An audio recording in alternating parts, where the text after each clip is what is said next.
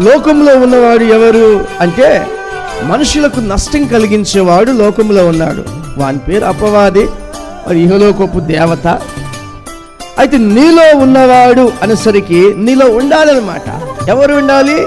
నీ దేవుడు నీ హృదయంలో ఉండాలి, నివాసం చేయాలి. మనము దేవుని ఆత్మ పొందుకున్నప్పుడు ఆయన సంచకరువుగా మనలోనే ఉన్నాడు. ఆత్మతో మనం నడిపింపబడినంత కాలం మనకు నష్టాలు జరగవు, లాభాలే వస్తాయి. అయితే ఆత్మ నడిపింపులో మనం నడవకుండా మనం సొంత ఉద్దేశం ప్రకారం ఎప్పుడైతే ప్రారంభిస్తామో ఆ క్షణం నుంచి నష్టాలు ప్రారంభమవుతాయి.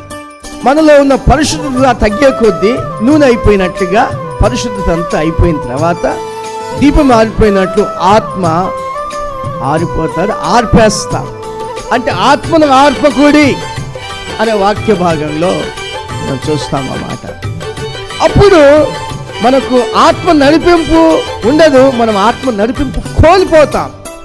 అందుకనే భక్తుడు ఏమని ప్రార్థించాడంటే, దేవా నీ కృప చొప్పున నన్ను కరుణించుము, నీ పరిశుద్ధాత్మ నా ఎదురు నుండి తీసివేయకు, నా పాపం పోనట్లు నన్ను బాగా కడుగు, హిమము కంటే తెల్లగా కడిగయ్యా అని తట్టుకోలేకపోతున్నాడు. అప్పుడు రక్షణానందం పోతుందండి, రక్షణానందం ఉండదు మనలో. అందుకనే భక్తులు అంటున్న మాట, నీ రక్షణానందకు మరలా పుట్టించు. దేవుడు మనిషికి తోడుగా ఉన్నప్పుడు ఆ మనిషి దేవుని తోడును కాపాడుకోవాలి. దేవుడు ఒక మనిషి హృదయంలో నివాసం చేస్తున్నప్పుడు ఆ యొక్క సహవాసాన్ని కాపాడుకోవాలి. మనము దాన్ని ఏ విధంగా పోగొట్టుకుంటాము అంటే, ఆయనకు నచ్చనిది వ్యర్థమైన వాటిని చూస్తే పోగొట్టుకుంటాం. మన చూపు, మన మాట చాలా ముఖ్యమండి నా ప్రియ సహోదరులారా.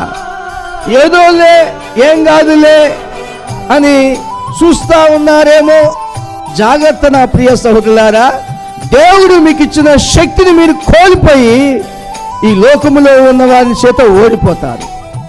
జాగ్రత్త. దేవుని సన్నిధి కాంతిని మనం దూరం చేసుకోవడం ఎలా?